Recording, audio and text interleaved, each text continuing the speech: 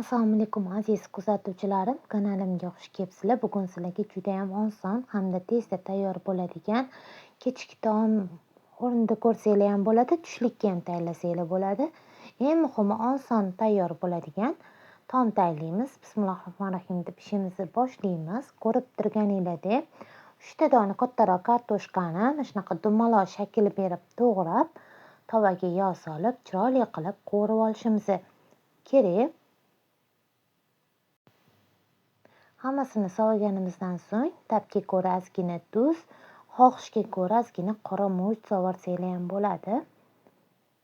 Endi aralashtirib, chiroyli rangga kirgizib, qo'rib olamiz kartoshkalarni, pishirib olishimiz kerak, ya'ni qizarroq qilib qo'rib olinglar. Kartoshkalarimiz qo'rilguncha ozgina ko'k piyozimizni to'g'rab olamiz.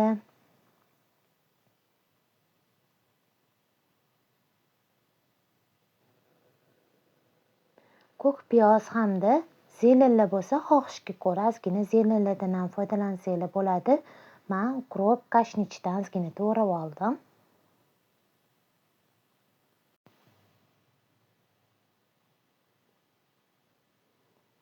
Endi bitta dona o'rtacha razmerdagi pomidorni ham kubik shaklida maydaroq qilib to'g'rab tayyorlab olishimiz kerak.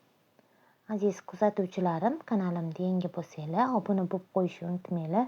Videolarga bittadan like bosib qo'ysanglar, hammanglardan minnatdor bo'lardim. Shunchalik mehnatimni qadrlayotganingiz uchun hammanglarga kattakon rahmat. Mana to'g'rab tayyorlab oldik. Bu orada kartoshkalarimiz ham chiroyli qizarib pishyapti. O'girib aylantirib qo'rib turamiz. Qizarib ketmasligi uchun. Qaranglar, ranglarini juda ham chiroyli bo'lib qo'rilishi kerak. Mana shunaqa qizil bo'lib. Endi boshqa idishimizga 4 dona tuxumimizni chaqib solamiz.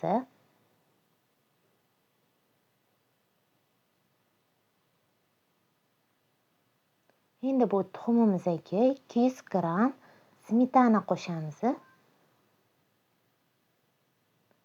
Ozgina tabga ko'ra tuz, xohishga ko'ra ozgina qora murch ham solsanglar bo'ladi. Hamma masallig'imizni yaxshilab inchika yordamida bir xil massa qilib aralashtirib olishimiz kerak. Mana tayyor bo'ldi. Endi to'g'rab tayyorlab qo'ygan masalliqlarimizni ichiga qo'shib olamiz. Pomidor, zelenlarimizni, ko'k piyozimizni soltirib, yana aralashtirib bir xil massa qilib olishimiz kerak. Quymoqga o'xshagan bo'ladi shunda ko'rinishi. Mana shunaqa chiroyli massa qilib olamiz, tayyorlab olamiz hammasini. Tayyor bo'lgan massamizni chiroyli qo'rilgan kartoshkamizga qo'shishimiz kerak. Faqat qo'shishdan oldin kartoshkalarni o'girib, qizargan tarafi tepaga, oqish tarafini pastga qilib to'g'rilab olinglar. Shunda teylari qizarib pishib ketmaydi. Ranglari chiroyli bo'ladi. To'g'rilab oldik. Endi tayyorlab qo'ygan tuxumli massamizni ustidan solib chiqamiz. Olovni pasaytirib olasizlar. Hamma yog'iga bir tekisda qilib taqsimlab chiqasizlar lopata yordamida yoki kapkar qoshiq yordamida to'g'rilab olishimiz kerak. Tekislab bir xil qilib olishimiz kerak. Aytib o'tganimdek, past olovda 5 minut, 8 minut qopqog'ini yopib dimlab qo'yishimiz kerak. Orada ochib qarab turinglar. Qizarib ketishi ham kerak emas pasi. Menda 8 minutlar atrofida turdi. Mana shunaqa holatga keladi. Chetlari o'sha mana pishib chiqadi tuxumlari. Kapkir bilan ozgina ko'tarib tekshirib olamiz qizarganini. Keyin ustiga tarelka qo'yib turib o'girib olamiz. O'girib tovaga qaytarib solamiz bu yoq tarafini. Men shu yog'ida uzr, videoyim o'chib qopti. Ko'rsata olmadim sizlarga. O'girib qaytadan solib olib, yana 3-4 minut dimladim.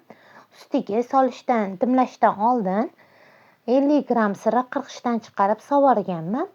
3-4 minut yana dimlab qo'ysanglar, mana shunaqa ko'rinishda chiroyli bo'lib chiqadi. Keyin tovamizdan tarelkamizga kelaganimizga tushirib olamiz. Sekin astalik bilan ustiga xohishga ko'ra zelenlardan sepsanglar bo'ladi. Juda ham mazali, eng muhimi tezda tayyor bo'ladigan taomimiz tayyor bo'ldi. Albatta qilib ko'rishinglarni hammanglarga tavsiya qilib qolaman.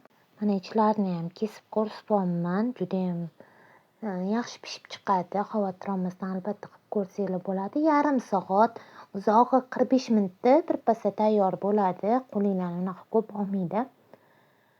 Aziz kuzatuvchilarim, fikringlarni kommentariyada kutib qolaman. Hammanglarga aytib o'tganimni tayyorlab ko'rishinglarni maslahat beraman. Judayam oson, kam xarj taom bo'ladi. Tuxum, kartoshka bo'lsa albatta qilib ko'ringlar. Sog' salomat bo'linglar, yaqinlaringlar uchun o'zinglarni asranglar.